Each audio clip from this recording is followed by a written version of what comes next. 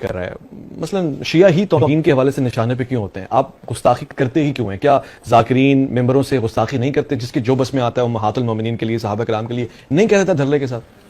میری بات یہ ہے کہ اگر کوئی ایسا کرتا ہے نا تو اس کو سب کو مل کر اس کے خلاف ایف آئی آر کاٹنی چاہیے. میں اس میں آپ کے ساتھ ہوں. جو ایسا کرے، اگر ایک بندہ ایسا کرتا ہے تو آپ 25 کروڑ پر الزام لگائیں گے. بہت سارے صحابہ نے شراب پی، آپ کہیں گے سارے صحابہ نعوذ باللہ شرابی تھے؟ جنہوں نے شراب پی ان کو سزا بھی ملی. تو اس کا مطلب یہ ہے اگر کسی نے بدکاری کی، وہ تو شراب کے حکم لانے سے پہلے ہے نا، یعنی اس کے بعد کی.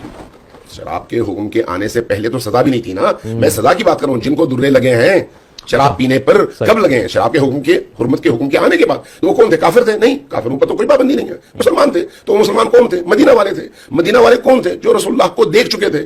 تو صحابی کی تعریف کیا کی جاتی ہے؟ جس نے ایمان کی حالت میں نبی کریم کو دیکھا ہو. تو اس کا مطلب ہے ان پر یہ حدیں جاری ہوئی. کیا صحابہ میں ہاتھ کٹے یا نہیں؟ صحابہ کو قتل کے جرم میں پھانسی یا ان کا سر کاٹا گیا یا نہیں؟ صحابہ کو اس بدکاری کے جرم میں درے لگے یا نہیں؟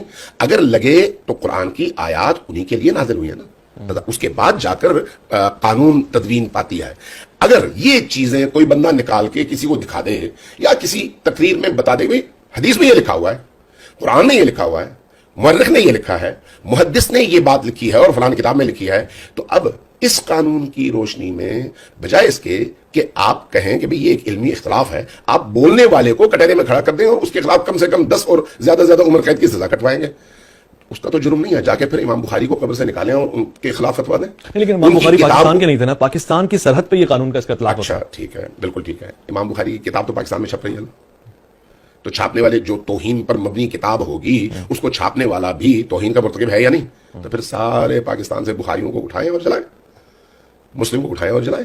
کیونکہ جتنی توہین اللہ کی، رسول اللہ کی، امہات المؤمنین کی، سابقہ انبیاء کی، صحابہ کی، اہل البیت کی، بخاری میں، مسلم میں موجود ہے. دنیا کی کسی کتاب میں نہیں ہے. کیا بات کر رہے ہیں؟ جی ذرا پڑھ کے دیکھ لیں آپ. مجھے اگر ایسا ہے تو مجھے کوئی ٹائم دیں، کوئی اور پروگرام رکھیں، میں ایک ایک کر کے، وہ ہزاروں ہیں، یہ درجنوں میں نہیں ہے.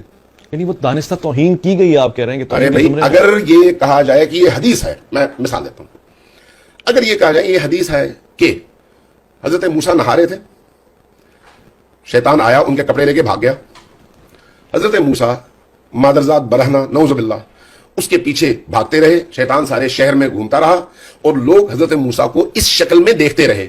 تو یہ حضرت موسیٰ کی تعریف ہے، تنقیص ہے، توہین ہے، کیا ہے؟ قابل برداشت ہی نہیں ہے. اچھا اگر کوئی یہ کہے کہ بخاری کی حدیث ہے کہ نبی کریم اپنی زوجہ حضرت ام المومنین عائشہ کے ساتھ، اب یہ باتیں میں کیسے، مطلب میں سننا ہی نہیں چاہ رہا، میں دلی میرا بجھ رہا ہے اس کو سن. پھر بخاری کو میں اسی لیے کہہ رہا ہوں نا پابندی لگا دیں. چونکہ بخاری میں یہ حدیث ہے نا کہ آپ اور حضرت عائشہ چادر کے نیچے تھے، حضرت ابو بکر داخل ہوئے اپنی جگہ سے ہلے نہیں. یہ ساری چیزیں آپ کہہ رہے ہیں کہ یہ موجود ہے، یہ توہین ہے یا نہیں؟ یہ توہین ہے یا نہیں؟ رسول اللہ کی بھی توہین ہے، حضرت ام المومنین عائشہ کی بھی توہین ہے کہ ان کے بند حجرے میں کبھی حضرت ابو بکر داخل ہوتے ہیں، کبھی حضرت عمر داخل ہوتے ہیں، کبھی حضرت عثمان داخل ہوتے ہیں، جبکہ وہ نامحرم ہے. ایک مولوی صاحب اپنی بیوی کے لیے کبھی بھی اس طرح کی کوئی بات ایک لمحے کے لیے قبول کرنے کو تیار نہیں ہوتے. کوئی بھی غلط شان میں کیسے تیار ہو جاتے ہیں؟ کوئی بھی غلط آدمی. اگر ایسا ہے تو پھر ان کتابوں کو آگ لگانی پڑے گی نا. پھر اچھا میں آپ سے توہین تو ہے. جنہوں نے وہ کتاب چھاپی ہے ان پر توہین کا پرچہ کروائیں، جنہوں نے اس کا ترجمہ کیا ہے ان پر توہین کا پرچہ کروائیں، جس ادارے نے چھاپا ہے اس ادارے کو بند کروا دیں. تو پاکستان میں کیا بچتا ہے پھر آپ کے پاس؟ تاریخ اسی طرح سے اٹھا کر دیکھ لیں. جتنے محدثین کی بڑی بڑی کتابیں ہیں وہاں پر بڑے بڑے نام آور شخصیات کے حوالے سے ایسی ایسی چیزیں موجود ہیں، اور ان میں سے کوئی بھی، میں آپ کی اطلاع کے لیے عرض کروں، شیعہ نہیں ہے. کوئی شیعہ نہیں ہے کہ کوئی کہے یہ شیعوں کی روایت ہے. نہیں بھائی، امام ابن ابی شیبہ شیعہ نہیں ہے، بخاری شیعہ نہیں ہے، تبری شیعہ نہیں ہے، کامل شیعہ نہیں ہے، ابن اسیر شیعہ نہیں ہے، البدایہ والنہایہ شیعہ نہیں ہے. یہ جو صحاح ہیں ان کا کوئی مصنف شیعہ نہیں ہے. اگر آپ کو اس طرح کی ساری چیزیں وہاں سے مل جائیں تو اب آپ اس کے بعد کیا کہیں گے؟ یہ توہین ہے یا نہیں ہے؟ اگر اس کو آپ توہین کہیں گے تو پھر کچھ نہیں بچتا. اگر آپ اس کو توہین نہیں کہیں گے تو پھر بولنے والا اور وہ بیان کرنے والا وہ بھی توہین نہیں کر رہا. تو اس لیے توہین کی تعریف ضروری ہے کہ توہین کس کو کہتے ہیں. سارا مدعا یہ ہے کہ توہین ڈیفائن ہو